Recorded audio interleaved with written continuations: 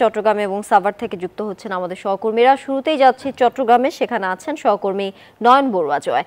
জয়, এই মুহূর্তে আপনার ওখানে জলাবদ্ধতার চিত্র কেমন দেখছেন, সবশেষ খবর জানাবেন।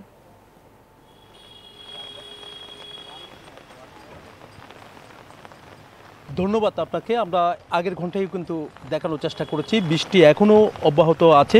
রাতভর বৃষ্টি পড়ছে, যে প্রভাব, যে ঘূর্ণিঝড়ে, সেই প্রভাব কিন্তু এখনও আছে। কোনো কোনো সময় আমরা দেখছি দমকা হাওয়া বয়ে যাচ্ছে, তো কোনো কোনো জায়গায় গাছও পড়ে গেছে। আমরা ক্ষয়ক্ষতির কথা যদি আমরা বলি, ফসলের জমি থেকে নিয়ে বিভিন্ন জায়গায় নষ্ট হয়েছে বলে আমরা জানতে পেরেছি। যে জলাবদ্ধতা আমরা দেখাতে চাচ্ছি, চট্টগ্রামের চকবাজার এলাকায় দেখতে পাচ্ছেন, এখানে পানির নিচে আছে এখনও পর্যন্ত সড়ক। চট্টগ্রামের আরও অন্যান্য যে সড়কগুলো আমরা দেখেছি, সেখানেও পানির নিচে আছে। গুরুত্বপূর্ণ একটি সড়ক আমরা দেখাতে চাচ্ছি, কালুরঘাট থেকে এই সড়ক দিয়ে সবারই কিন্তু যেতে হয় নিউ মার্কেট এলাকায়। তবে এই সড়ক দিয়ে যান চলাচল একেবারে বন্ধ আছে। কোনো কোনো জায়গায় কোনো কোনো সময় আমরা দেখছি রিক্সা চলছে, আর বড় এখানে ভারী যানবাহন যেগুলো আছে, গণপরিবহন, সেই গণপরিবহন একেবারে বন্ধ রয়েছে। তবে কোনো কোনো জায়গায় আমরা দেখেছি পানি প্রবেশ করেছে বাসা বাড়িতে। যারা কর্মস্থলে ছুটছেন সকাল থেকে, তারা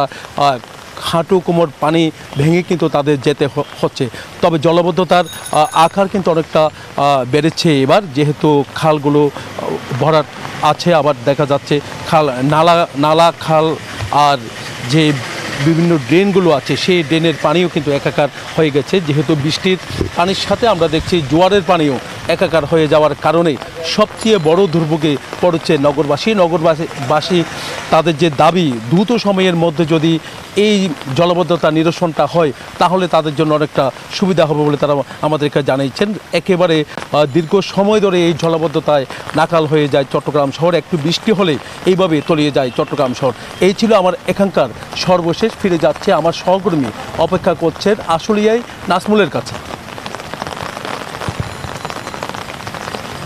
ওয়ালটন ফ্রিজ কিনে অনেকের মতো আপনিও হয়ে যেতে পারেন মিলেনিয়াল।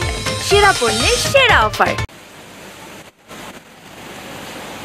জয়, আপনাকে ধন্যবাদ। আপনি যেমনটি জানাচ্ছেন, চট্টগ্রাম থেকে এই মুহূর্তে রয়েছি আমি আশুলিয়ার জামগড়া এলাকায়, এবং ঘূর্ণিঝড় রিমালের কারণে কিন্তু এখন বিপর্যয় সারা দেশ। আমরা যদি একটু দেখাই যে এই সড়কের অবস্থা কিন্তু এখন বেহাল অবস্থা, এবং এই রিমালের কারণে আপনি দেখতে পাচ্ছেন যে এমনি টানা বৃষ্টিতে কিন্তু পরিবহনগুলো কিন্তু আপনি দেখতেই পাচ্ছেন যে এখন কিন্তু কোনো কোনো জায়গায় কোমর পানি, হাঁটু পানি, এবং এখানকার যে শিল্পাঞ্চলে মানুষের কিন্তু চরম দুর্ভোগে পড়েছে, এবং সাধারণ মানুষ, এবং এখানে কিন্তু মোটরসাইকেল এবং ছোট যানবাহনগুলি কিন্তু পানি ঢুকে বিকল হয়ে কিন্তু সড়কেই কিন্তু পড়েছে। এবং আমরা যেটা দেখতে পেরেছি যে সড়কে কিন্তু আপনার যদি একটু দেখায় যে প্রচুর গাড়ি রয়েছে, এবং একই পাশাপাশি লোকজন কিন্তু দেখতে পাচ্ছি যে এখানকার যেসব দোকানদাররা রয়েছে, তারা কিন্তু আসলে দোকানে বের হতে কিন্তু পারছে না দোকান থেকে, এবং অনেকেই কিন্তু সকাল থেকেই যে তাদেরকে বেচা কিনা বা করতে পারছে না, এবং দোকানে যে বিভিন্ন জিনিসপত্র কিনবে সেটাও কিন্তু আসলে তারা যেতে পারছে না। এবং আমরা যদি একটু দেখাই যে পানির অবস্থা কিন্তু আপনি দেখতেই পাচ্ছেন যে পুরাটা সড়ক জুড়ে কিন্তু সড়কে পানি, এবং কোথাও কোথাও কিন্তু কোমর পানি, মাজা পানি এবং হাঁটু পানি হয়েছে। আমরা যদি একটু কথা বলি, আপনার সাথে একটু কথা বলি যে এই যে আপনারা তো সারা বছর এখানে ব্যবসা করেন, পানির কি অবস্থা দেখছেন? পানির অবস্থা তো স্যার বেশি ভালো না, বুঝলেন। রাস্তাঘাট একবারে তলায় যাচ্ছে, দোকানপাটে পানি উঠতেছে আমার। আমি ব্যবসা করতে পারতেছি না স্যার, কোনো একটা লোকজনে আসতে পারে না স্যার। আমার লোকজনের তো আসবো কি মনে হয়, পানি দেখলে কাস্টমার দেখলে পালায়। অনেক ধন্যবাদ আপনাকে। এই যেমনটা আসলে বলছেন, আমরা যদি একটু দেখাই যে এখানকার পরিবহনগুলো তো দেখতেই পাচ্ছেন যে কীভাবে আসলে পানির নিচেই অনেকটা চাকা, এবং লোকজন কিন্তু দেখতেই পাচ্ছেন যে পরিবহনের অবস্থা কিন্তু আপনার যে অনেক নষ্ট হয়ে যাচ্ছে বলে জানাচ্ছে। এবং সড়কের অবস্থা কিন্তু এই ছিল আমার কাছে ঢাকা টাঙ্গাইল মহাসড়কের জামগড়া থেকে সড়কে পানি উঠে যাওয়ার সর্বশেষ খবর। ফিরে যাচ্ছি স্টুডিওতে। নাজমুল, আপনাকে ধন্যবাদ যুক্ত থাকার জন্য।